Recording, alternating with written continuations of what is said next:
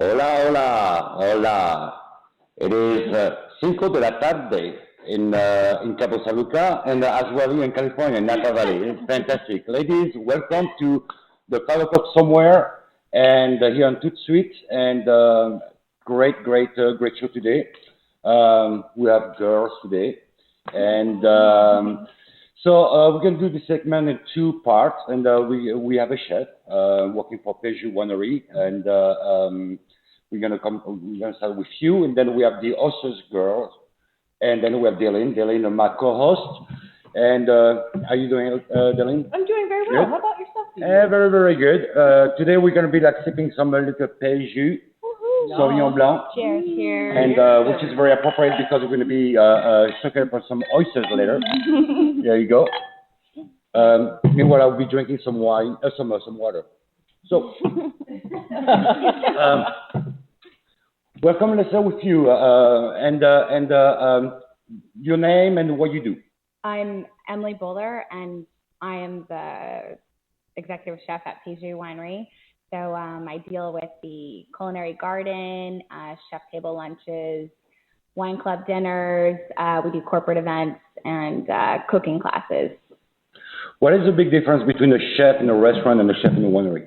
The chef in the winery, I would say, we make food to complement the wine instead of going to a restaurant and you order something off the menu and then you can either have help finding a wine for your food or you can pick it yourself. But I mostly make food so that people can enjoy the wine to its fullest.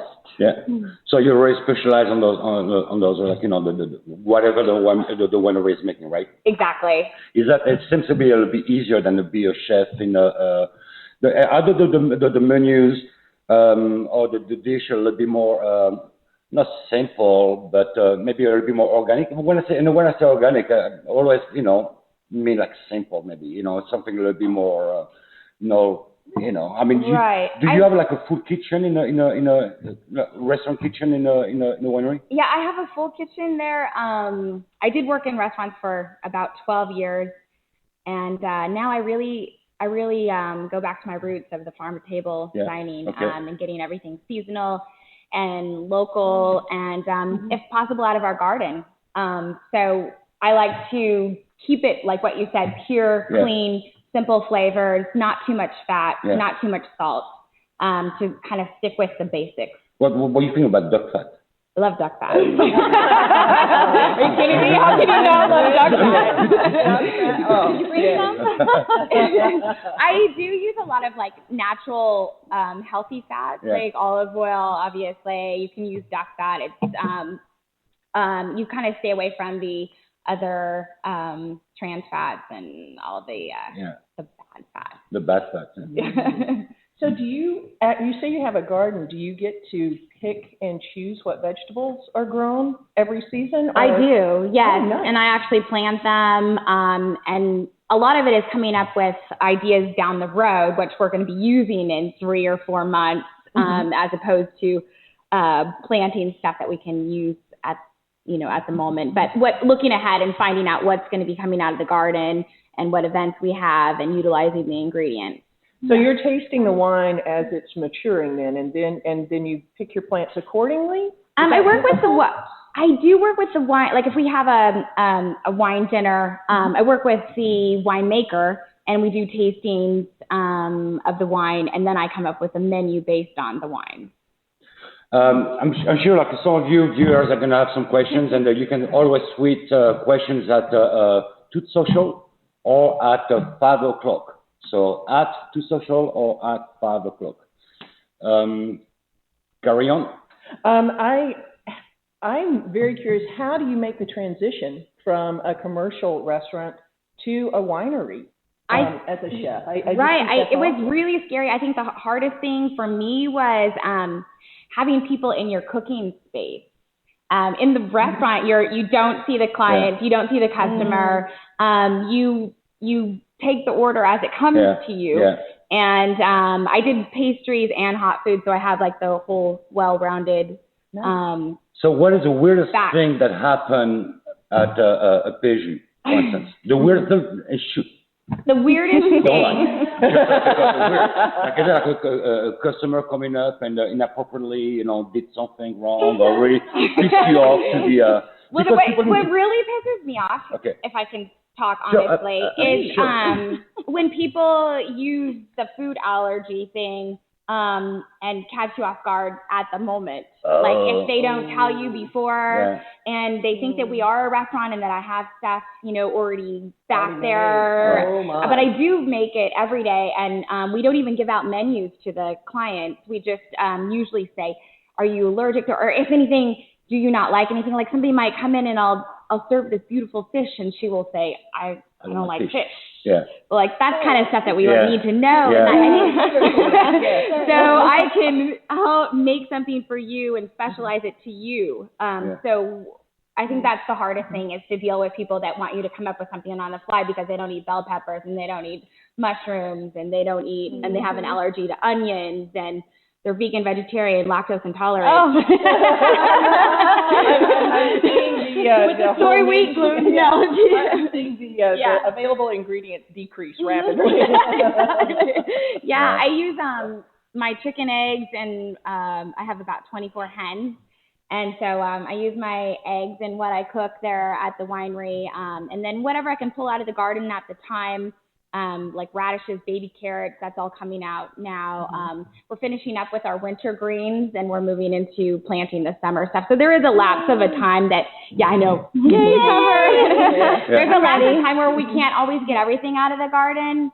And obviously I don't grow stuff like the corn, the sweet corn that we have here, but that takes a larger amount of space. So I think that the difference is, like, going back to that original question of like making that conversion from the restaurant to the winery, is that you are complimenting the wine. And first of all, I can't say this is exactly what we have to have with each wine. This is my suggestion, but every palate is different. So I'm not going to say you have to drink this wine with this course. Like maybe they don't want red wine, but also it gives me the opportunity to open somebody's mind and say, we don't have to serve white wine with a fish dish, but let me introduce you to something else.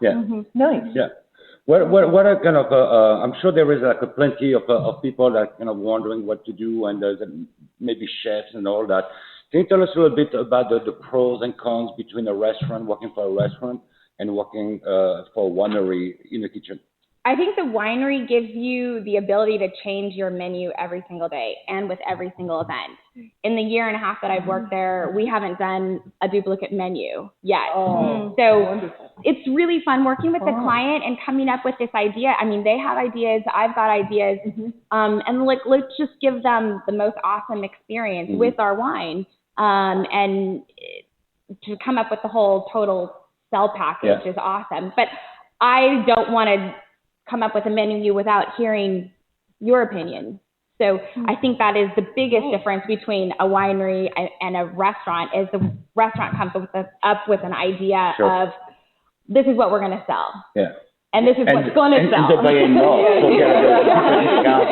keep going. Exactly. I mean, and I think we come up, I think the biggest, like the three things that I work on are the budget, obviously, of the client, what's seasonal, what's coming out of the garden, and also the size of the group. I mean, we can't do the same menu that we do for 5 people that we do for 150 people. So. And how large are the groups?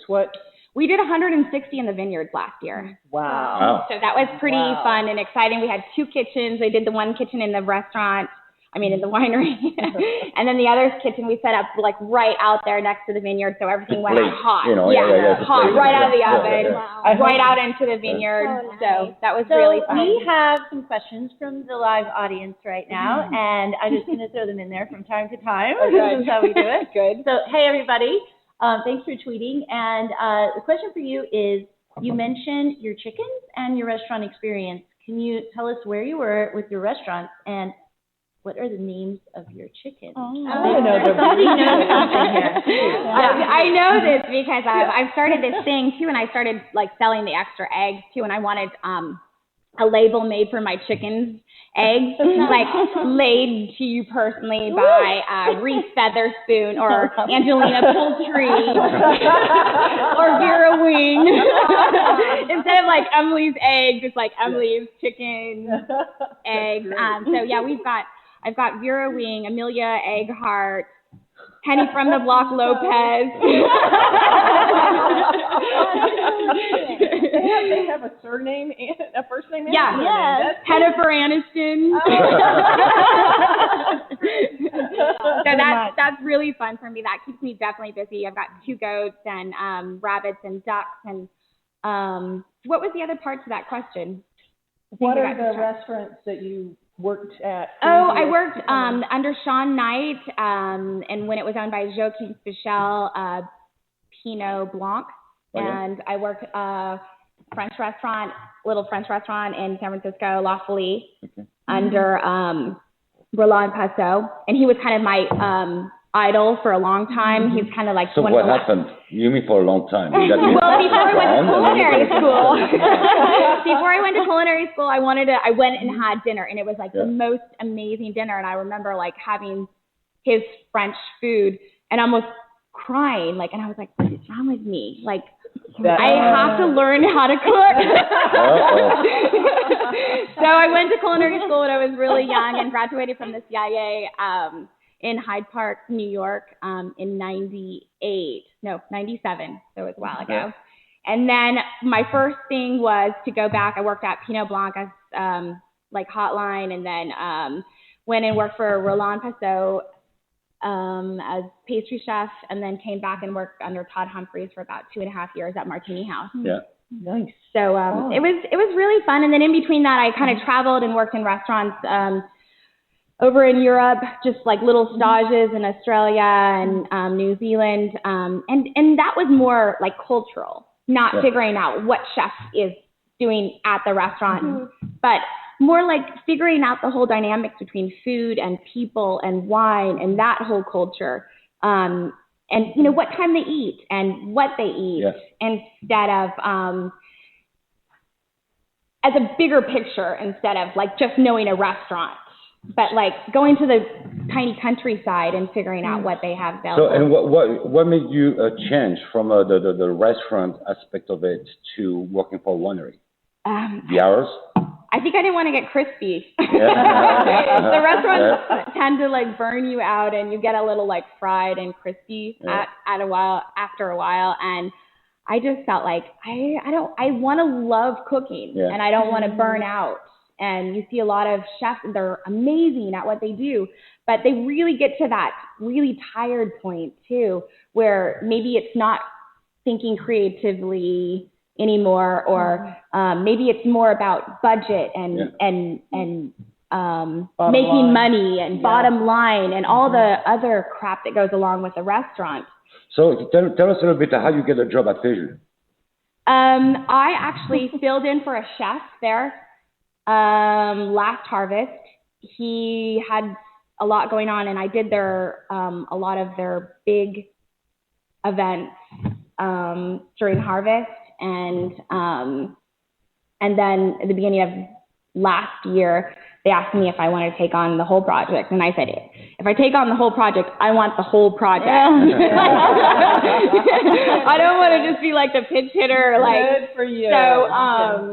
So I took over the garden and took over like the composting, and it's the most awesome thing about working for a winery is that it's just a hand-in-hand relationship. They appreciate, here you go. They appreciate me, and in turn, I love them, and it's a great work environment. Peju, the whole Peju family. It's something special when you work for a family-owned winery that really takes care of their employees. Yes. And it's so much different than being corporate. Just to work for a family that wants to carry on, you know, whatever their father started.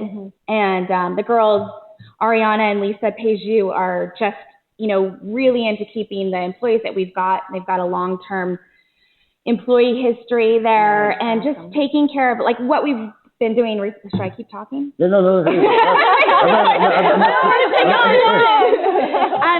What we recently were doing was Ariana came up with this idea that she wanted healthier cooking for all of us at the winery. So they're paying for groceries and my time to give a cooking class, and it's been really fun. It's been a big team builder for the whole staff, and they can sign up for their level of cooking. And we did a cooking class like 101, and then we took and then the other couple classes that they could sign up were take a recipe and then make it healthier.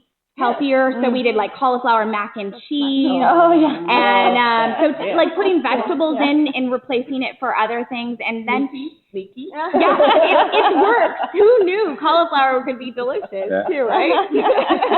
And then we send them home with how many people they're cooking for with all the ingredients, so they can go and cook it for their family. Yeah. So that's a really special thing that I think that we do for the staff there. And how people, and you do this also for the customers. I mean, people can come up and have a class with you. Right. Tell us a bit about it and how it works. Well, they can call the winery and they say, let's say we have a group of 5 coming up. What's the date that you're going to be there? So then we make arrangements, me to be in the kitchen. And what do you want? What is your experience? What do you want to do? Do you want to learn how to cook? Do you want to drink wine and watch other people learn how to cook? Do you want to just do a tour and a tasting and have a quick demo? Do you want to sit in the kitchen? Do you want to sit outside? I mean, we have a whole variety of different places that they can eat, do, and see. So that is a fun part along the lines of working in a restaurant before, is that we have like we're able to educate people on wine and food, like the whole organic farm to table cooking is the restaurant. It's like a private class. It is a private class, and I try and make it personal. And we don't know everybody's ability when they come in to take a cooking class, but it's fun to see what they're wanting to try. I mean, how do they know that they're never able to cook unless they try a new flavor? And they say, I think I can do that. Yeah. I mean, nobody knows if they can play the piano until they sit down for the first time. And you don't have to start at the top end. Everyone was a beginner at some point in time. Absolutely. And it's fun to see people develop. Yeah, and there's so many chefs, like amazing chefs that never went to culinary school, that just have this, like the winemakers that have this great talent. Okay, I don't know if we're going to touch that. I think I'm going to keep that for a different subject. But, what is a chef? I mean, if a chef doesn't go through it, I mean, should I keep this for later? I'm going to keep this for later. That's another show. I love it. That's the second bottle of wine. The after party. That's the after party. So I mean, this is so people just have to call you or go to www.peju.com. Yes. PejuWinery.com. Yeah. And then we have like Anne-Marie Howell. And that's the great thing too about working for a winery, is that I don't have to sell my events. I don't have to hit the sidewalk. Hire me. They come to me. So it's awesome. And then I get to have fun with that experience. So how busy can you get? I mean, you get like do you have helpers? You have people to help you out? Or? It's mostly me. And then if I do like the big winery events out in the vineyard, I think I had a staff of 5. So you outsource those people? I do. Yeah. And that's really fun, like to use your friends and Oh, okay. I mean, people that know how to cook, that we just have fun. Like, I don't think that a chef has to be an a-hole to have a great kitchen. Thank you. Thank you. Like, like you don't have to raise the stress level I think so much. I mean, like just, you have to do that. I mean, no. Because so particular. But so that's so. All right. So another difference between a restaurant and a winery, maybe the tension is a little bit different. Yeah. That's not as intense, where it is, and we have a really laid back. I mean, I knew early on that I didn't like being yelled at in the kitchen for mistakes, and you can't breathe in and out right if somebody's telling you. Are you sensitive? Not anymore. Not really. I don't really confuse the restaurant. Any of those guys make you cry? Let it roll. Oh my God. Yeah, right. I remember wanting to cry so much, like, because in the restaurant you work so many hours and you give up a lot of your family time and you work all the holidays and I mean I never let the chef see me cry, but I'd have to take a little bathroom break. I never cried in a kitchen. I went to the cooler. That's where I went. Oh, yeah. I like that. You can feel your tears. It freezes. It doesn't go into the salt, right? Yeah. Into the mignonette, you know. Oh, shit.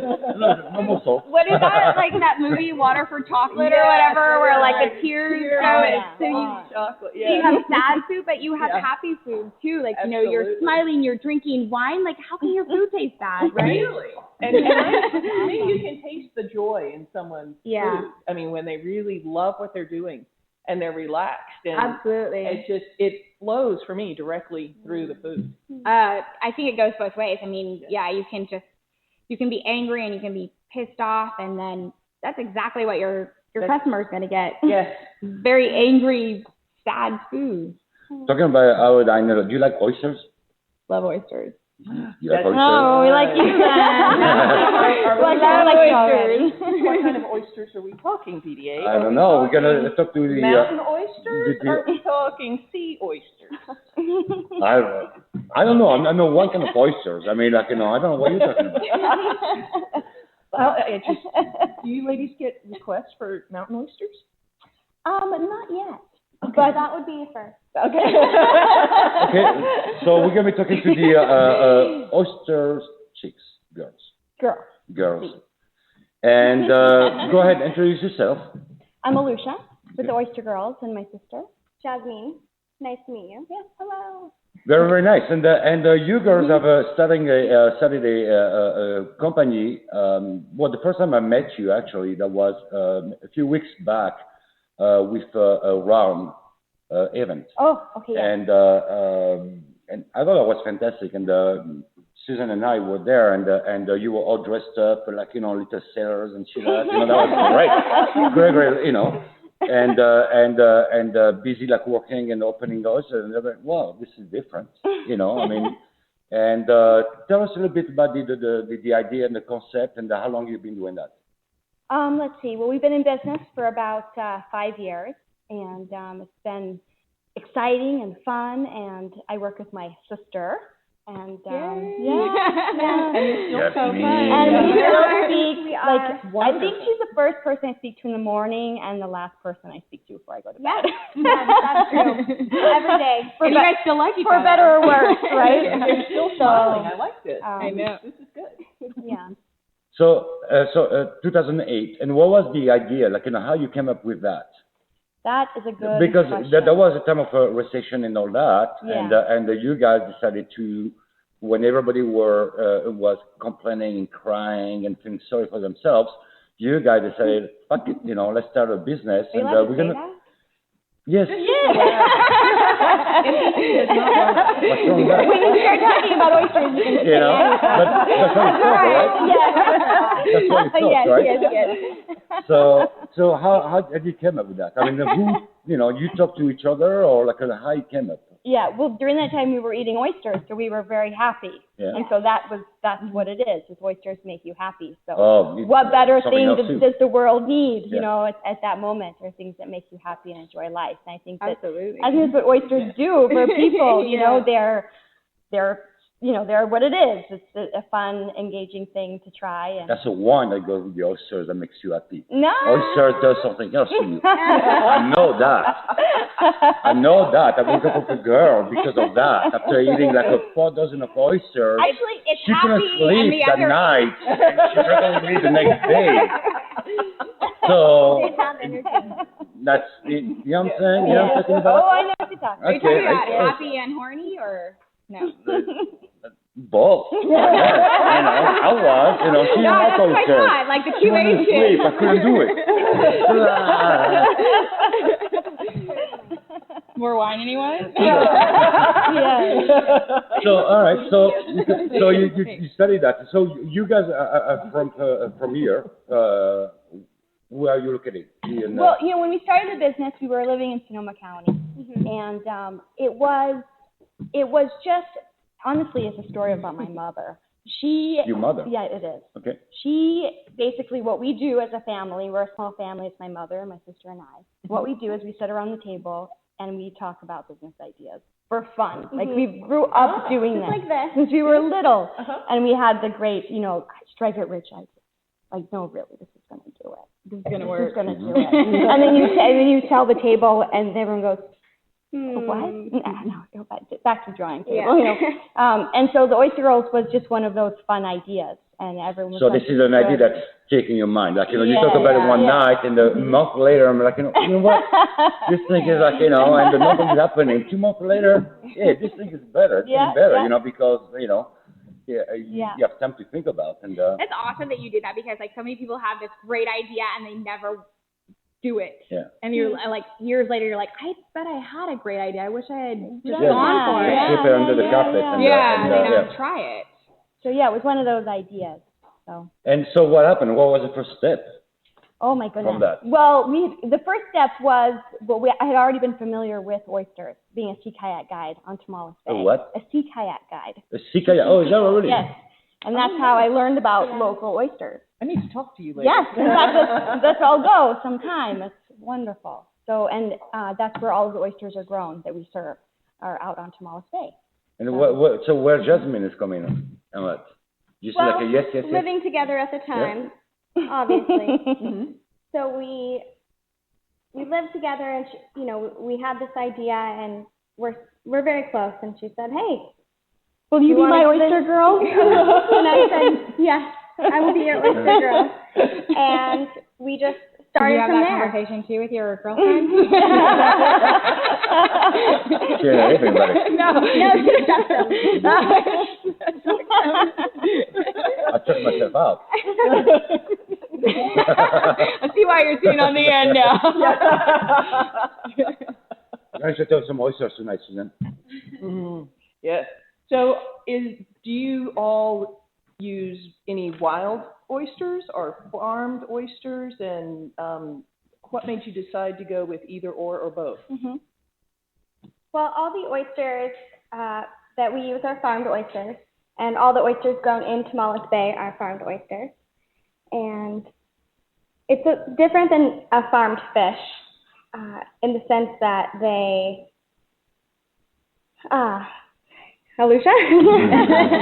The farming, yes.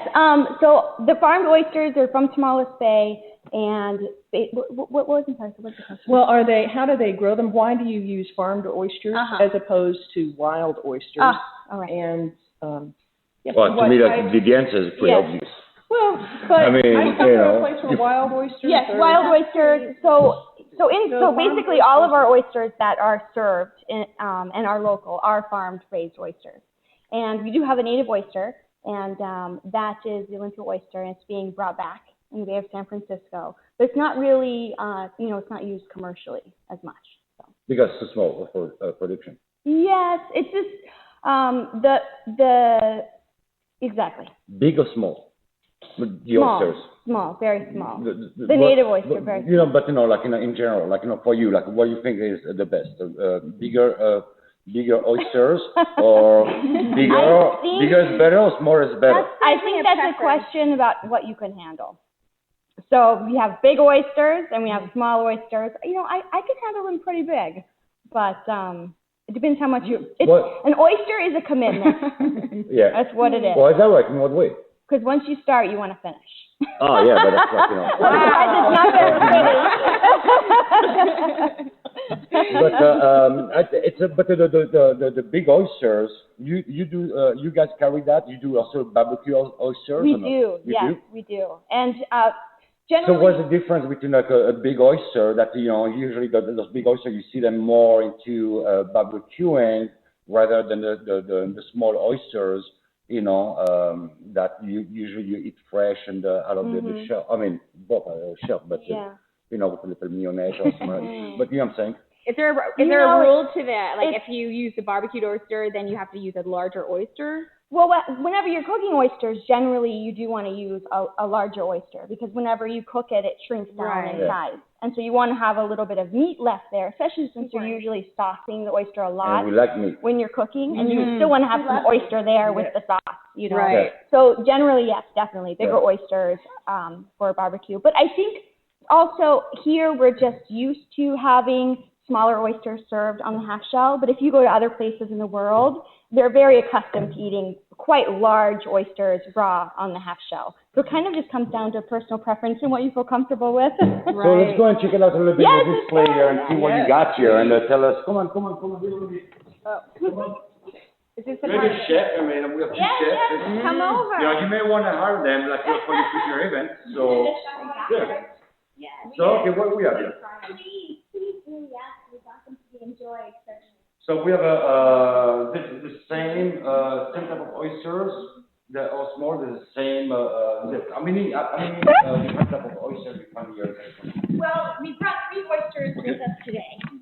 We brought we brought the Kumamoto, and we brought the Golden Nugget, and the Tomales Bay Miyagi. And these are all locally grown in Tomales Bay by Todd Friend of the Tomales Bay Oyster Company. Okay. Now, how old would you say these oysters are? Oh my goodness. Well, each oyster, actually what's interesting is that these 2 oysters are technically the same species. This guy is separate. Okay. So the Kumamoto grows a little bit slower. And so it takes a little bit longer to get up to this, to this size that you can serve. I mean, it depends on the environment. Obviously, it's anything that you grow, what kind of weather you have. But you could look a year, 2 years, 3 years, 4 years, 5 years for a nice little Kumamoto oyster. This size. Mm-hmm. Wow. Now, these other guys, because of the way they were grown and Tomales Bay being where it is, it can 8 months, a year, That's a and you fast can start grower. seeing, an extra small, on the table. And you think I always want my oysters raw. Always. Always. I'm like, natural. And you have mango chutney. You have a classic mignonette. Yes. And you have the sassy pickle. Yeah, I named that after. That sounds is that like right? a secret recipe to me. It's the same color as your lipstick. Yes. I agree with you. I always recommend enjoying a couple oysters, what we call naked, the naked oyster with nothing. Yeah. And that way you can really get the essence of the oyster. And it's really interesting, actually. Oysters grown all over the world, even oysters grown in Tomales Bay in different areas or different levels of the bay will taste differently. And you only get that if you just taste the oyster. How many oysters can you choke? Oh, well, I can chuck a few in a minute. In a minute? In 1 minute? In 1 minute, I can chuck a few. What does that mean? But why don't we have some? What does that mean? Like how many? Like 6, 7, 8, 9, 10? How many? When you do like time myself. Yeah. We're certainly good for 400 for me in an hour. 100? 400 in 1 hour? Yeah, if I really stretch it out. And then I'm ready to go. Are you serious? It's all about the 400?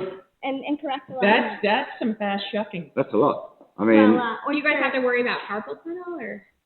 Oh, that's why we do yoga. Nice. Cross training. I like it. let's try. I'm going to try the petite miyagi. Yes. That's Please, all. yeah. Please. Are they all on this side? Golden nuggets here in the middle. This is awesome. Can I eat your oyster? You may eat my oyster. So, because this is like a farm raised, you can find those oysters pretty much, all year round. Mm-hmm. Yeah. We are, at Tomales Bay, we do get oysters year round because the water's so cold. Yeah. They do change throughout the seasons, but generally, no matter what time of year, you can find a nice half-shell oyster. So what would be like the changes? So if people, go buying this out of season, maybe like when the ocean is going to be warmer by 1 degree, or what would be the main changes? Well, whenever the water temperature warms up, the oysters get in the mood. What does that mean? That means they get in the mood, and they want to start reproducing. Oh, is that right? Yes. So that's like walking to each other and just like, hey. Yes, that's what that warm water does. And what that does is it creates a milkiness or creaminess in the oyster. I didn't know that. Yes. That's how I can, okay. Well, and that's what you don't want, right? Well, a little bit is good, actually. It's nice. But when you get a larger oyster and it's, really, it can be too much. It is a flavor. It does bring that to you. So is that why everyone says don't eat an oyster without an R in the month? Basically, yeah. Okay, because I grew up with that. If there wasn't an R in the month, we didn't eat the oysters, especially in Florida, because if the temperature of the water rises quite a bit. Exactly. The R in the month, like the last letter is R. No, like January, February, March, April. There's no R in May, June, July, August. So we never ate oysters May, June, July, August, but come September, the water cooled down again, and there's an R in every month from September through April. Huh. Wow. I didn't know that. Mm-hmm. So you didn't know that? You knew that? Kind of? Kind of. You don't want to say it? Yeah. No, it's true. It's true. No, is that right? Yeah. but I always thought it was because of, disease or something. I didn't realize that's when they were breeding and it changes their flavor. Mm. Exactly. When the water warms up. But we have the Pacific Ocean and it's so cold. Yeah. So, we do see that, but, oysters, since they're grown throughout the bay, You even have a nice globe. I mean, usually those globes I see like in this, from the 17th century. And, that's awesome. So how people get in touch with you? I mean, so you're working like mainly around the Bay Area. Where are you going? Just the two of you, right? Well, it's the two of us and now pretty much all of our girlfriends. You were saying. Yeah, it's a family. My mom, my So there is an army of oyster girls? Yes, a small, There's small a brigade. Yeah. Small brigade. The Oyster Brigade. Yeah. I like that. We now rate our best friends at how many oysters they can shuck from. Yeah. Like our best friends, So, what is, since you asked that question about like what's the weirdest thing I had happen up, what's the craziest party that you shucked oysters for? We go to all kinds of parties. Yeah, I'm generally the wine country parties tend to be pretty classy and fun and wine and, sophisticated. And then you have the bachelor's party. And then I was going to say, then you have that party where they motorboat you out to a remote beach on Smallest Bay. And they want a big oyster bar and it's a bunch of bachelor guys, and the guy's about to get married. And of course, what does he want to do? He wants to eat a couple hundred oysters and drink some whiskey. So I would say those are some of the wildest parties, yeah. And you guys are saying yes? We'll shuck for anything. That's a spirit. That's a spirit. So what would you say is like the best, for hard alcohol, what would you pair with oysters? Vodka? That's the classic. It's preference. I have really, what I had, it was amazing. It was a cucumber vodka, just right in the shell, on top of the oyster, and a little lemon zest. It was phenomenal, just like that. But then, it's whatever you want to do. Yeah. Like Jazz, she's the bubbles girl. I'm the beer girl. Yeah. I pair beer with my oysters. She's doing the bubbles. Yeah. What kind of beer you like? Well, what kind of beer you like with your oysters? Oh my goodness! You like something like more on the light side, or you have something like a stout, deeper, richer, or I think you can play around a little bit, but generally a lighter beer with notes of citrus of some kind. I just had a wonderful beer from the Anchorstein Brewing Company. Yeah. It was fabulous. Yeah. And they actually call it like their ocean beer. And it was zesty and fresh and lemon and had all this carbonation, and it was just wonderful, So. Well, I don't have a Twitter question, but I came over to have an oyster. Oh, good! And some Peju. Have you tried all the varieties? No, not That was very good. And I want to try the sassy peacock. Yeah, and I also want to say that I think people that aren't from California maybe don't realize that most of our oysters here are farmed. Like the local oyster is a farmed oyster. Yeah, it's farmed. We had oysters up in Humboldt Bay, and they are larger, CDA. So if you're thinking you want to ship your oyster from Japan and it's this big, I say why bother? I like the local oyster. I like it bigger. Can you freeze the oysters? Is the oyster if you put it in a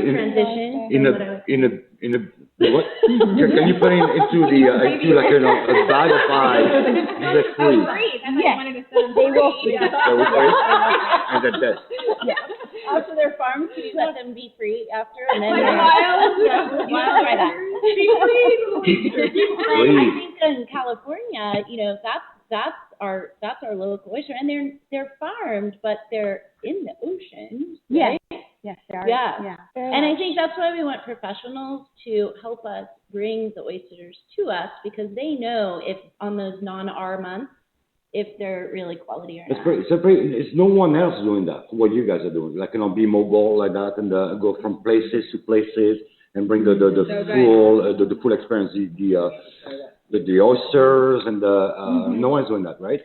No, well, you know what's fun is what we get to do is we actually get to see these oysters grow up from the size of a speck, like literally the diameter of a piece of hair. You have a lot of, like, you know, free time. The oyster fat. Well, it takes a lot of love to raise a good oyster. Is that right? Do you sing to them? Yes. Occasionally, yes. A couple lullabies. Is that right? Yes. I love the sassy pink sauce. It has fresh horseradish. Yes, that's exactly what it is. The sassy pink sauce. Sassy pink? Yeah. So delicious. Does it have jalapenos and mangoes? Yes, so the mango chutney, exactly. It's the mango, the jalapeno, and it's sort of a Mexican style, fun little flair. Emily, are you using oysters? You use oysters at the At Peju? Peju? Yeah, we've done oyster bars there. We usually use, well, we didn't know about the oyster girls, but Osprey Seafood, who is our fish purveyor. We love them too. Yeah, they do a great job. They come up, they shuck, depending on how big the group is. Hello, Michael. They don't wear the same outfit. No, they are not. You're definitely easy on the eyes, you know, than Michael and Chris.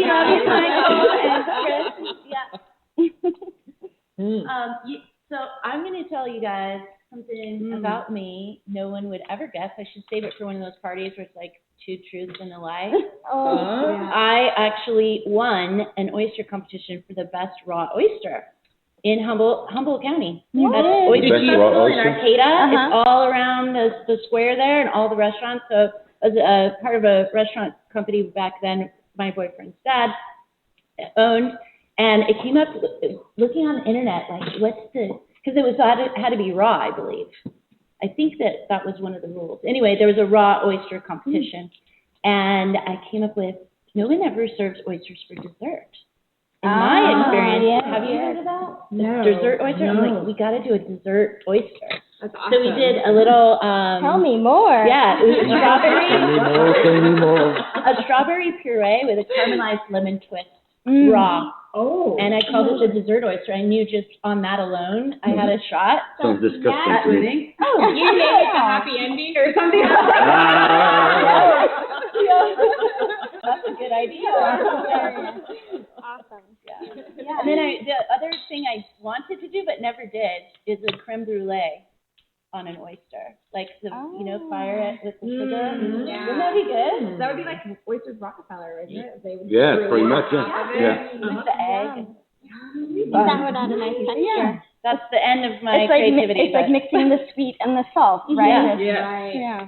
And with the sauces, like, you can use like wine or like I've used citrus juice and made a citrus granite with some of our wine also. It's fun to be creative. It with is fun. This side It's so of it. fun. Yeah. The sauce side is very The sauce creative. side is fun. Absolutely. Yeah. Do you have people ask for a specific sauce, or what's the most? Absolutely, yeah. Certainly. Especially, wineries, whenever they're doing a new release of some kind, and they'll actually even send us, a couple bottles to our house. So I get home and there's this, beautiful box sitting on the front porch, and I call my sister and my friends, and we come over and we taste the wine, and then we do actually try to create, a sauce to pair, to marry the oyster, the wine with the sauce, and bring it all together. That is the fun part about this, is that, it's farm to table, but it's more, the Ocean. fresh ocean to table. It's not getting better than It that. absolutely is. Yeah. You can't get any pure or you're not doing anything to this except for shucking. You don't have to do very much. You just enjoy the oyster. Exactly. You can just, enjoy it. have an oyster girl, have her shuck it for you, enjoy it, and then you can start adding all the sauce. So again, how people can reach you? You have a website. We do. We have a website. Okay. We have Facebook. Okay. What is the website? www.theoystergirls.com. Okay. And the Facebook? Oystergirls.com. So that's The Oyster Girls on Facebook as well. Yeah. And you have a Twitter? Yes, of course. Okay. Pinterest. At Oyster The Girls? Oyster Girls. Yeah, the Oyster Girls. That's yeah. easy, you know? So, You called them the Oyster Chicks earlier, so it's not that easy. Yeah, but I was just kidding. I was trying to, then hear me saying that, see if it resounds and my head. But, the girls are better. Yeah. Because at one point I thought I was your father was Oyster girl. No, never mind. Whatever. I'm gonna have some wine. Yeah, I need to get my wine. Well, I think, let's go. Yeah, wine and more oysters. How many different outfits do you have? Well, actually, we have a pretty extensive wardrobe. We do. We enjoy dressing up. We Go back to the table. mermaid line, sequin line. We really enjoy this stuff. Incorporating the 1940s and 50s style when the women used to just really dress up and do their hair and then we love to throw in an oyster knife and start shucking. It's just for the sake of shucking. Well, I would say, how many oysters you be shucking that night? Like a dog, like a oyster, so look at that. Well, I told you I'm good for about 400. Now that's pretty impressive. Yeah, that is. Yes.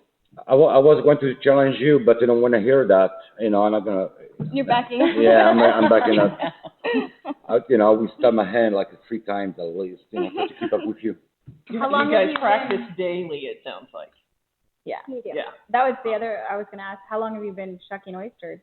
About 5 years. We've been in business for about 5 years. Wow. Yeah. So you weren't shucking oysters prior to the coming up with the business? Not really. No. I was enjoying oysters, but not shucking them. Yeah. So what is the trick to shucking oysters that you don't get any shell in the oyster? Because when I shuck oysters, they're not always shell free. Mm-hmm. So what's your trick? Well, a lot of finesse. Every oyster is very different. So each oyster takes a little bit different. Like she does with her chicken. I'm going to start from now on. You're speaking now, aren't you? You did. So every oyster is different, and it just takes, a little bit different. I think just really being in tune with the oyster. It's in your hand and just feeling your way through it. And I enjoy it. It's very essential. So you have to know them, get into them, nice and slowly. You go very quickly, but you do it with an element of finesse where you're not busting into it. And authority. Very important. There's probably a little secret latch or something. There is on each oyster. Like when you're deboning a chicken. You know where that is, but not everybody knows where that is. And sometimes you hack through it and you've got a bunch of cartilage and stuff and it's all messy. So it's the same thing. Yeah. Same practice makes perfect. Yeah. Yeah, when you were talking about your cooking, it just reminded me so much of our business and just being so hands-on with your environment and also having such a dynamic job. I feel very fortunate that we get to enjoy that. Right. Talking about the environment, what are some of the challenges you guys are facing now for your industry? For the industry, for the oyster industry, for us? For you in particular, for the oyster girls.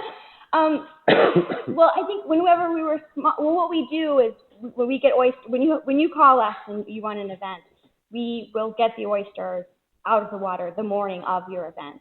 And as we get a little bit busier, of course, that gets a little more challenging because, it's our time and you only have so much time, but you want to be a part of that so much because that's what, that was part of what, got you to where you are. Mm-hmm.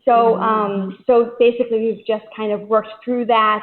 And like I said, now we have a couple, of our closest friends working with us. Right. Not for us, but with us, being a part of that and still trying to stick to what is really important, which is the beauty of being able to put that fresh raw oyster. It's our oyster. It's our Northern California oyster. It's we get to enjoy that right out of the water. Mm-hmm. And that's I think the fun part about your job and a chef's job is to you get to be a part of so much happiness and enjoyment. It's an environment where there's celebrations and people are together with family and friends.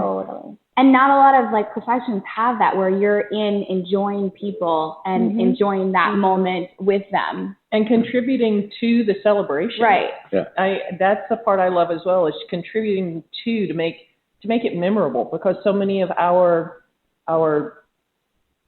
most vivid memories are tied to food. And to be able to contribute to that memory it's huge to me. It's very special. Yeah. And the consumers I think are really going after that experience too, of where their food comes from, who's providing their food, who's the person behind it, how are they preparing it, where are they sourcing it. And you have your celebrity chefs, your celebrity winemakers, for sure. I mean, a couple of them have been Bachelor or whatever on TV, winemakers and stuff, and celebrity chefs. I think there might be celebrity gardeners coming up, celebrity oyster shuckers, definitely the two of you. Oh my gosh. The first celebrity oyster girl. Just to come back a little bit to the business here, because I'm very, very curious, and it's very cool. So you guys are contracting, you're working exclusively with Tomares, the oyster company. Yes. So you have other farms, but what is the relationship that you have with them? Well, what we do, we're part of a project that's called the Nursery Project. Okay. And the Nursery Project raises the seed oysters for all of the oyster farmers in Tomales Bay. So it really does take a community to raise a little oyster. And so we actually volunteer our time, and we see the seed grow, like I was talking, from small to large. And once it gets to a nice, healthy stage and gets through that kind of volatile stage where it can, not make it, basically, the oyster farmers take it. And so then it goes to Tomales Bay Oyster Company, and they raise it up out in their, their designated fields. And they use a couple different very interesting methods. One of them is the French method. It's a rack and bag system. So they're out there. It's the best method too. It's he does it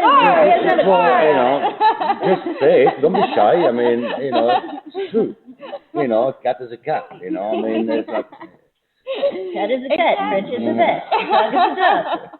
Any questions? No, the oysters. I mean, the oysters are very good. There's wild and tame of everything. And then there's sometimes within the same individual. But what is really cool, it kind of reminds me a bit of the wine industry, where you will be a winery that are buying grapes from a grower. So you have your own little terroir, so to speak. You understand it, and so you have like a totally controlled knowledge and a great knowledge on what is coming up out of it, and you can speak the best. That's not like getting like oysters here and there and here. Yeah, completely. So that's awesome. I'm not sure if you noticed that. I'm sure that you did. The subtle differences in the oysters that we were tasting, although they were all grown in the same bay, being grown in different parts of the bay, these oysters are eating different color algae, different types of nutrients, and that is what produces the subtle different flavors. From a little melon hint or citrus hint, different colors within the oysters. Some have these beautiful black stripes, and their shells have different colors. They're just really beautiful. Yeah. That's awesome. I noticed, is it like oyster tattoo you have on your? No. I don't know. You've been down.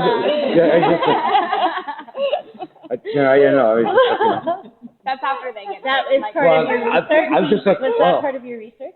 No, I was just looking at, I was checking her out, how did you look at that? Anyway, where are those cameras pointing? It was like a Kumamoto or something. The tattoo was before the Oyster Girl days. Oh, is that right? Yes, and she has one too, actually. You have a slogan? Thank you. That you use. That is a very good question. A slogan. Like if it was a clam, you could say "glam with a clam." Ooh, yeah. But I think you need to come over. Bring some. Yeah. That's what we do. I do the glam clam. Yeah. Glam clam. Shell. Something with good rhymes with So shell. the chickens, and you're just like a wordsmith. That's awesome. Either that or I have too much time on my So anyway, this is like now 6 o'clock in Cabo San goodness. Lucas, and 6 o'clock in Sitka, Alaska, actually. And yeah, we are, you know, ladies. That means it's 5 o'clock somewhere else.